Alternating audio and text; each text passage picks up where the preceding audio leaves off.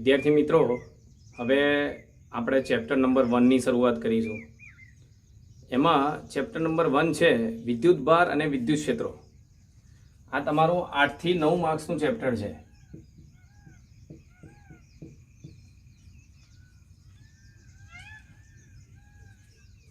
ચલો, પહેલા એની પ્રસ્તાવના છે. પ્રસ્તાવનાની અંદર આપણે વિદ્યુત ભાર એટલે શું એ સમજીશું. વિદ્યુત ભાર વિશે નોંધ લખો. આ પ્રસ્તાવના છે. આવો પ્રશ્ન પૂછાશે નહીં, પણ આના એક માર્કના MCQ માટે આ કોન્સેપ્ટ બહુ અગત્યનો છે. એટલે આખો ટોપિક આપણે સારી રીતે સમજવો પડે એમ છે. હવે જુઓ, પહેલા તો એક વસ્તુ યાદ રાખો. કુદરત જે છે એ અનેક મૂળભૂત કણોનું બનેલું છે.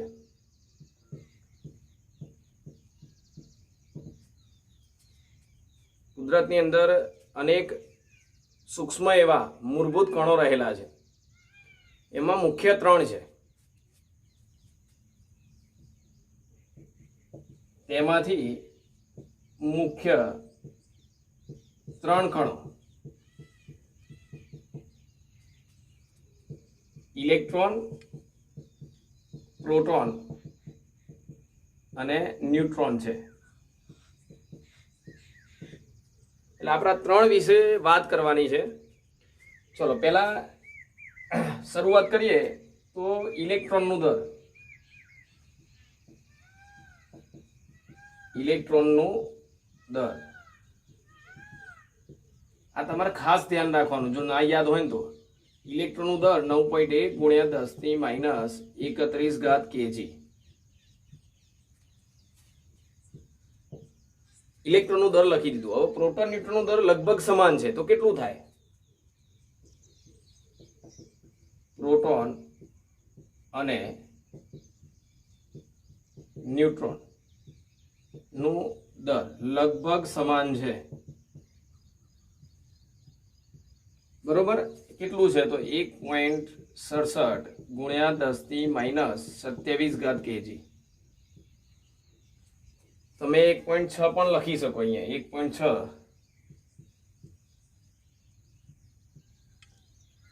આ બંને સરખા સમાન છે. થોડો એવો ફેર છે એટલે આપણે આને સરખા લીધા છે. હવે ધ્યાન આપજો.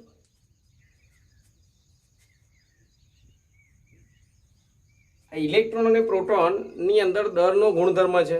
આ કણોમાં દર રહેલું છે અને એના લીધે તેમની વચ્ચે ગુરુત્વાકર્ષી બળ લાગે છે. ધારી લો કે બે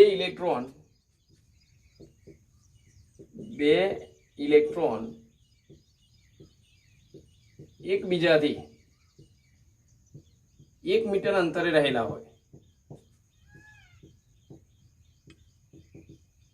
હોય તો તેમના દરના લીધે તેમની વચ્ચે લાગતું ગુરુત્વાકર્ષી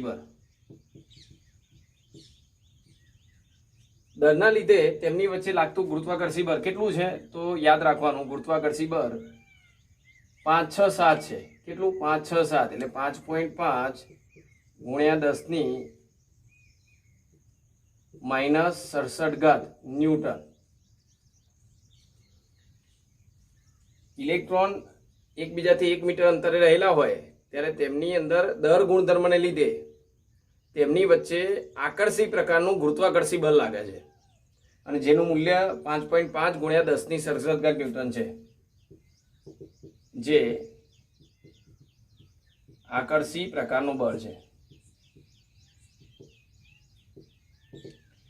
એટલે જો, એક તો દર ગુણધર્મને લીધે લાગે, એને ગુરુત્વાકર્ષી બળ કહેવાય અને એનું મૂલ્ય 5.5 ગુણ્યા 10⁻67 ન્યૂટન છે અને આ બળ આકર્ષી પ્રકારનું હોય છે. હવે એ તો તમને ખબર છે કે ગુરુત્વાકર્ષી બળ હંમેશા આકર્ષી પ્રકારનું છે. તે ઉપરાંત યાદ રાખજો, પ્રયોગ પરથી એવું સાબિત થયેલું છે કે તે ઉપરાંત બીજું એક વધારાનું અપાકર્ષી પ્રકારનું બળ લાગે છે.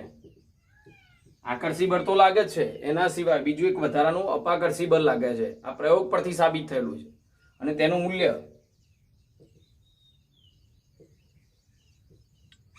2, 3, 4. અને કેવી રીતે યાદ રાખવાનું? 2, 3, 4 એટલે 2.3 ગુણ્યા 10⁻24 ન્યૂટન છે. તો આ વધારાનું જે બળ લાગે છે અપાકર્ષી પ્રકારનું, એ કોના લીધે લાગે છે? તો વિદ્યુત ભાર ઇલેક્ટ્રોનની અંદર બીજો એક ગુણધર્મ છે ખાસ પ્રકારનો, જેને વિદ્યુત ભાર તરીકે ઓળખવામાં આવે છે. તો અહીંયા લખાય આ બળ એ વિદ્યુત ભાર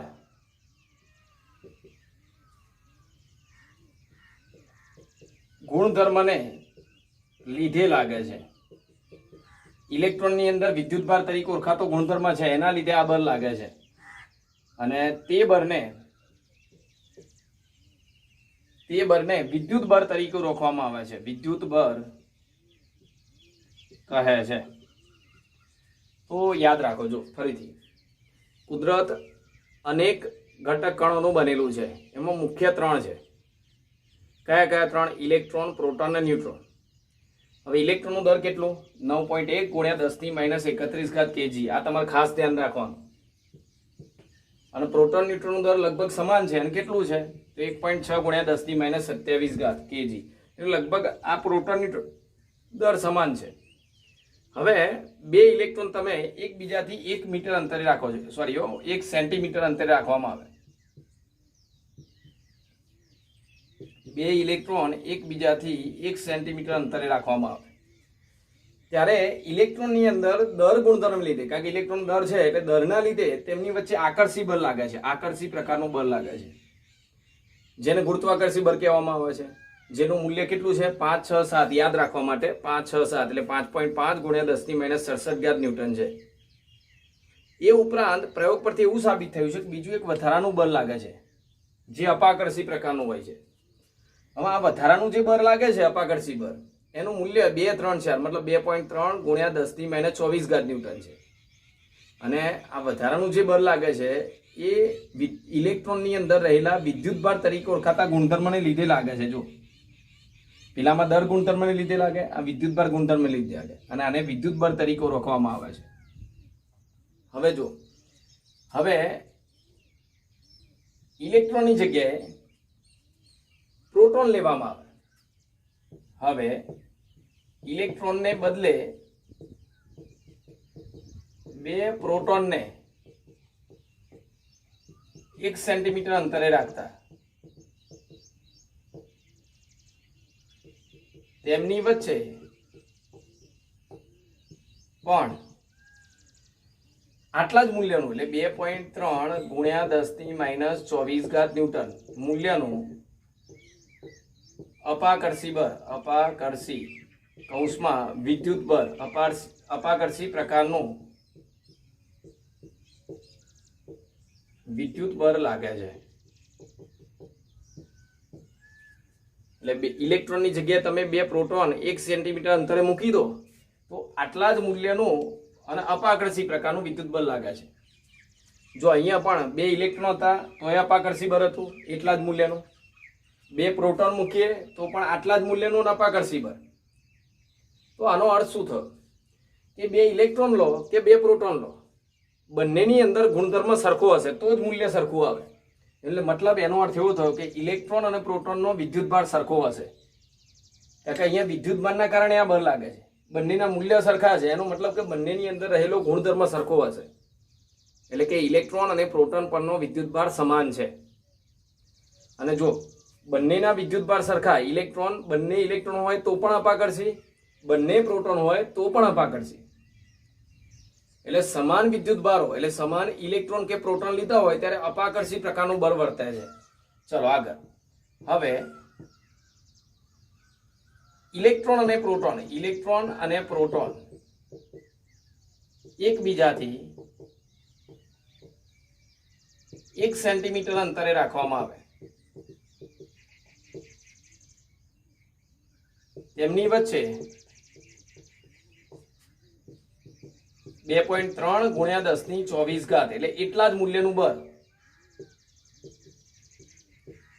પરંતુ આકર્ષી પ્રકારનું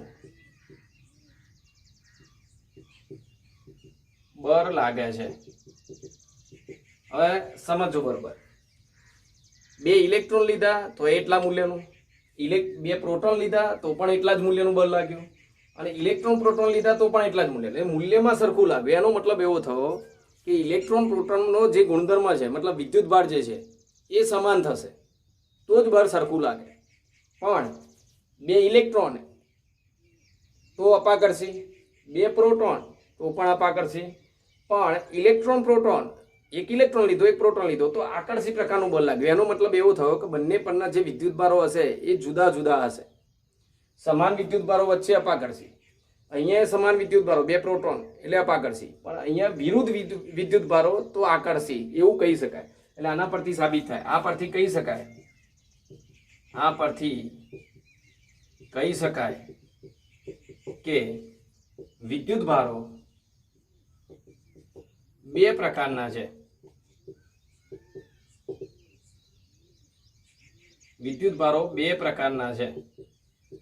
એક ધન વિદ્યુત ભાર અને બીજો ઋણ વિદ્યુત ભાર. હવે કોનો વિદ્યુત ભાર ધન ગણવાનો, કોનો ઋણ ગણવાનો? હવે જો, એક તો આપણી પાસે નક્કી થઈ ગયું કે વિદ્યુત ભારો 2 પ્રકારના છે, એક ધન અને એક ઋણ. તો પ્રોટોનના વિદ્યુત ભારને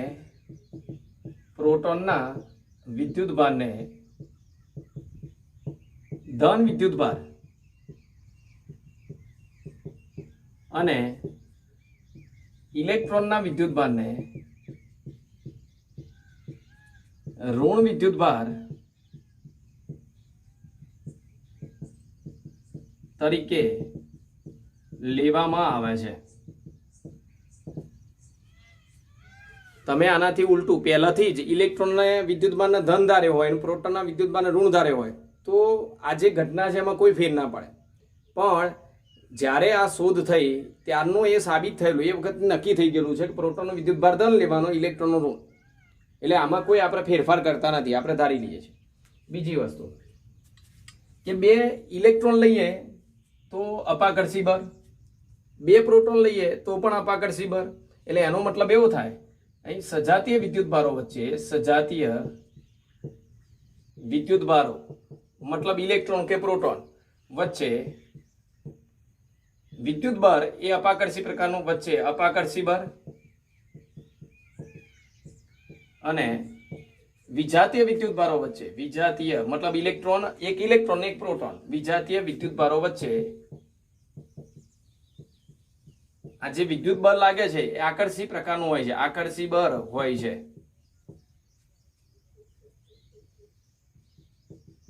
લાગે છે. તો ફરીથી જો એક બાબત ધ્યાન રાખો, કુદરતમાં અનેક મૂળભૂત ઘટક કણો છે, એમાં મુખ્ય 3 છે: ઇલેક્ટ્રોન, પ્રોટોન અને ન્યુટ્રોન. ઇલેક્ટ્રોનનો દર 9.1 ગુણ્યા 10⁻31, પ્રોટોન ન્યુટ્રોનનો દર એ 1.6 ગુણ્યા 10⁻27, લગભગ સરખું છે.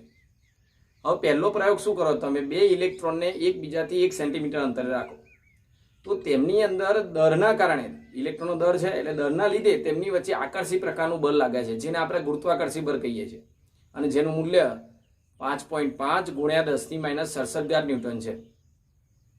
આ ઉપરાંત 2 ઇલેક્ટ્રોન વચ્ચે બીજું એક પ્રયોગો પરથી સાબિત થયું છે કે 2 ઇલેક્ટ્રોન વચ્ચે બીજું એક વધારાનું બળ લાગે છે, જે આકર્ષી પ્રકારનું હોય છે, અને આ વધારાના બળનું મૂલ્ય 2.3 ગુણ્યા 10⁻24 ન્યૂટન હોય છે. જે આ વધારાનું જે બળ લાગે છે એ વિદ્યુત ઇલેક્ટ્રોનની અંદર બીજો એક વધારાનો ગુણધર્મ છે, વિદ્યુત ભાર, એના લીધે લાગે છે, અને જેને વિદ્યુત બળ તરીકે ઓળખવામાં આવે છે. હવે 2 ઇલેક્ટ્રોનને બદલે તમે 2 પ્રોટોન લો તો પણ આ વધારાનું બળ અપાકર્ષી પ્રકારનું અને એટલા જ મૂલ્યનું લાગે છે.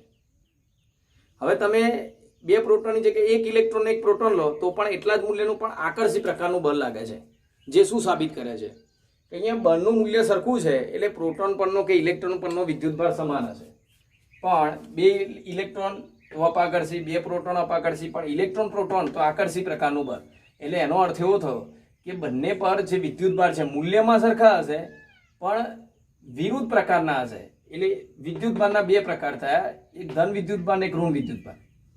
તો વ્યવહારની અંદર પ્રોટોનના વિદ્યુતભારને ધન, ઇલેક્ટ્રોનના વિદ્યુતભારને ઋણ ગણવામાં આવે છે. અને બીજું શું સાબિત થાય? સજાતીય વિદ્યુતભારો એટલે બે ઇલેક્ટ્રોન અથવા બે પ્રોટોન વચ્ચે અપાકર્ષી બળ, અને વિજાતીય વિદ્યુતભારો એટલે કે ઇલેક્ટ્રોન અને પ્રોટોન વચ્ચે આકર્ષી પ્રકારનું બળ લાગે છે.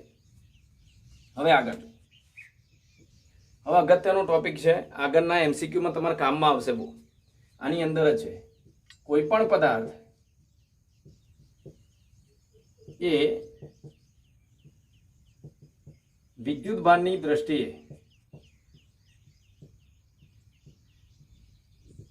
તટસ્થ હોય છે.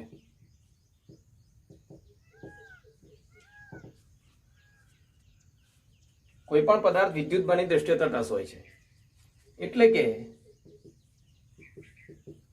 તે પદાર્થ પર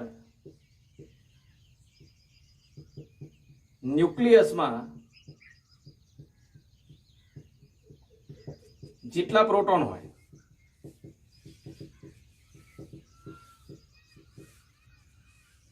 તેટલા બાહ્ય કક્ષામાં ઇલેક્ટ્રોન હોય છે. કોઈ પણ પદાર્થ લઈ લો તમે, એ પદાર્થ પર હંમેશા જેટલા પ્રોટોન હોય એટલા જ ઇલેક્ટ્રોન હોય. આ રીતે એટલે પ્લસ અને માઇનસ, અને મૂલ્ય તો સરખા છે એટલે પ્લસ માઇનસ 0 એટલે પ્લસ માઇનસ 0. એટલે આ પદાર્થ વિદ્યુતભારની દ્રષ્ટિએ તટસ્થ થઈ ગયો. આના પરનો કુલ વિદ્યુતભાર 0 ગણીશ. જો વિદ્યુતભાર તો હોય છે પણ જેટલા ધન હોય એટલા જ ઋણ હોય એટલે પરિણામી વિદ્યુતભાર 0 થાય. એટલે પદાર્થ પરનો કુલ વિદ્યુતભાર આપણે 0 કહી શકીએ. એટલે પદાર્થ વિદ્યુતભારની દ્રષ્ટિએ તટસ્થ હોય છે એવું કહી શકાય. હવે જ્યારે કોઈ પણ પ્રકારની પ્રક્રિયા થાય, યાદ રાખો, જ્યારે પદાર્થ પર કોઈ પ્રક્રિયા થાય ત્યારે હંમેશા ઇલેક્ટ્રોનની જ આપલે થાય છે.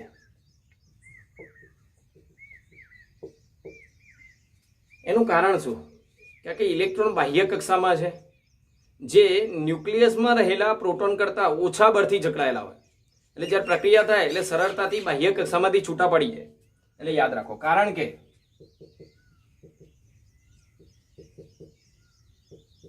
ઇલેક્ટ્રોન એ ન્યુક્લિયસમાં રહેલા પ્રોટોન કરતા ઓછા બળથી જકડાયેલ હોય છે. એટલે બાહ્ય કક્ષામાં જે ઇલેક્ટ્રોન છે એ ન્યુક્લિયસ પરના પ્રોટોન કરતા ઓછા બળથી જકડાયેલા હોય. એટલે જ્યારે પ્રક્રિયા થાય ત્યારે ઇલેક્ટ્રોનની જ આપલે થાય. ઉદાહરણ તરીકે કાચના સળિયાને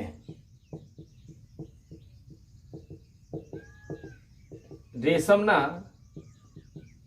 કપડા પર ઘસતા, કોઈ કાચનો સળિયો છે આ રીતે, એ કાચના સળિયા પર પહેલા વિદ્યુતભાર તટસ્થ છે, વિદ્યુતભારની દ્રષ્ટિએ તટસ્થ હોય. એ મેં પહેલા એ કહી દીધું, કોઈ પણ પદાર્થ હંમેશા વિદ્યુતભારની દ્રષ્ટિએ તટસ્થ જ હોય. પહેલા આ લખ્યું ઉપર મેં. એટલે એના પર જેટલા પ્રોટોન હોય એટલા ઇલેક્ટ્રોન હોય. એટલે આ તટસ્થ છે ને આ તટસ્થ છે, મતલબ એના પરનો કુલ વિદ્યુતભાર 0 છે. હવે કાચના સળિયાને રેશમના કપડા પર ઘસી નાખો. એટલે આ કાચનો સળિયો રેશમના કપડા પર ઘસી નાખવામાં આવે. ઘસતા કાચના સળિયા પરથી ઇલેક્ટ્રોન રેશમના કપડા પર સ્થાનાંતરિત થાય છે અથવા પ્રેરિત થાય છે. એટલે થશે શું? જો આ પહેલા તટસ્થ હતા, કાચના સળિયા પર અને રેશમનું કપડું, આ રીતે ધન ઋણ, પ્રોટોન ને ઇલેક્ટ્રોન સરખા હોય, ધન ને ઋણ વિદ્યુતભાર સરખા. આના પરથી ઇલેક્ટ્રોન ધારો કે આના પર આવી જાય, હંમેશા આપલે ઇલેક્ટ્રોન ની થાય. એટલે કાચના સળિયા પરથી રેશમના કપડા પર કાચનો સળિયો રેશમનો કપડો. તો ઇલેક્ટ્રોન કાચના સળિયા પરથી રેશમના કપડા પર આવ્યા તો કાચનો સળિયો પહેલા તટસ્થ હતો એ ધન બની ગયો. એટલે એનો અર્થ એવો થાય કે જે પદાર્થ ઇલેક્ટ્રોન ગુમાવે આ પરથી કહી શકાય કે જે પદાર્થ ઇલેક્ટ્રોન ગુમાવે તે ધન વિદ્યુતભારિત બને છે. તે ધન વિદ્યુતભારિત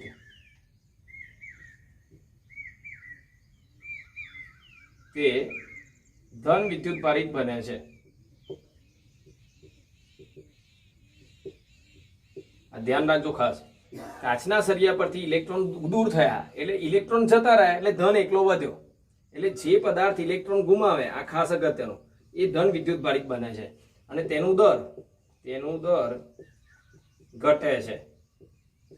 એનું દર કેટલું ઘટે? જેટલા ઇલેક્ટ્રોન ગુમાવ્યા હોય એટલું દર ઘટે. એક ઇલેક્ટ્રોનનું દર આટલું થાય. આગળ લખ્યું તો આપણે 9.1 ગુણ્યા 10⁻31. તો 2 ઇલેક્ટ્રોન ગુમાવ્યા હોય તો ગુણ્યા 2 કરતો એટલું દર આમાંથી ઘટે. અને બીજું લખાય જે પદાર્થ ઇલેક્ટ્રોન મેળવે તે ઋણ વિદ્યુતભારિત બને છે. જે ઇલેક્ટ્રોન મેળવે એ ઋણ વિદ્યુતભારિત બને. એટલે જો આ ઋણ બન્યો અને તેનું દર વધે છે. એટલે એક ઇલેક્ટ્રોન મેળવ્યો હોય તો 9.1 ગુણ્યા 10⁻31 kg જેટલું દર વધે. અને 2 ઇલેક્ટ્રોન મેળવ્યા તો ગુણ્યા 2 કરતો એટલું દર આમાં વધારો થાય.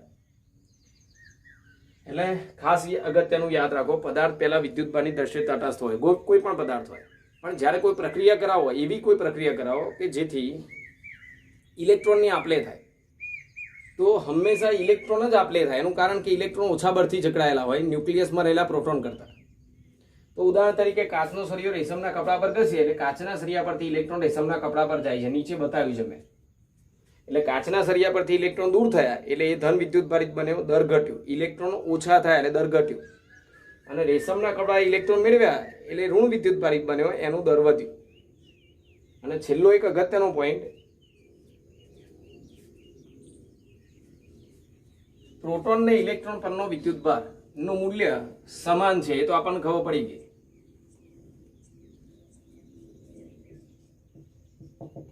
પ્રોટોન અને ઇલેક્ટ્રોન